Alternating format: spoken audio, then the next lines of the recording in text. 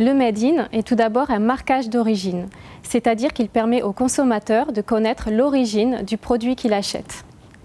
Lorsqu'un Made in France est mentionné sur un produit, il signifie que ce produit revendique une origine française. En matière d'origine, il faut faire attention à bien distinguer deux cadres juridiques, l'origine non préférentielle et l'origine préférentielle. L'origine non préférentielle, dite origine de droit commun, permet l'application des mesures de défense commerciale, par exemple les droits anti-dumping. Elle permet aussi l'élaboration des statistiques du commerce extérieur et fonde, pour ce qui nous intéresse, le marquage de l'origine. Tout produit a nécessairement une origine non préférentielle. A l'inverse, l'origine préférentielle est une origine que l'on peut qualifier de bonus. Elle permet à l'importateur, en mesure de la justifier, de bénéficier de droits de douane réduits ou nuls en application d'un accord commercial entre deux pays. Le Made in France est donc basé sur l'origine non préférentielle. Les règles d'origine non préférentielle sont définies dans la réglementation européenne, à savoir le Code des douanes de l'Union et ses règlements délégués et d'exécution. Pour la détermination de l'origine des produits, la réglementation européenne énonce des règles différentes selon la nature même du produit. Chaque produit est en effet distingué en fonction de son classement dans la nomenclature douanière.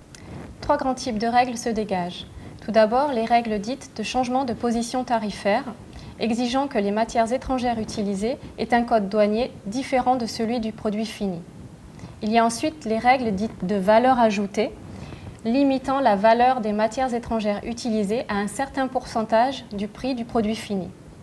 Enfin, les règles dites de transformation spécifique, exigeant qu'une opération spécifique soit réalisée en France à partir des matières étrangères utilisées. À noter que si le produit fini est entièrement obtenu en France, il sera logiquement considéré comme étant d'origine non préférentielle française. Des tomates récoltées en France, par exemple.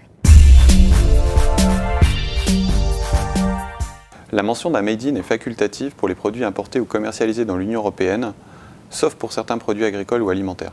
En France, une procédure dédiée permet aux entreprises de savoir si elles peuvent apposer un Made in France ou non sur leurs produits. Il s'agit de la demande d'information sur le Made in France. Cette procédure s'adresse à toutes les entreprises fabriquant en France des produits destinés à être soit commercialisés dans l'Union européenne, soit exportés hors de l'Union européenne, soit les deux. Pour obtenir une IMF, un formulaire type est téléchargeable sur le site internet de la douane. Ce formulaire comporte une notice permettant au demandeur de savoir précisément ce qui lui est demandé. La demande doit simplement être envoyée par courrier. La douane s'engage à délivrer l'IMF dans un délai de 120 jours à partir du moment où la demande est complète.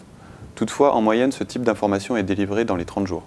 Les entreprises souhaitant indiquer un Made in France sur leurs produits sont libres de solliciter ou non l'expertise de la douane. L'IMF est seulement un avis de la douane sur le marquage d'origine française possible ou non sur un produit donné. Si un Made in France frauduleux est découvert par l'administration, une infraction au Code de la consommation ou au Code des douanes pourra être relevée selon le cas.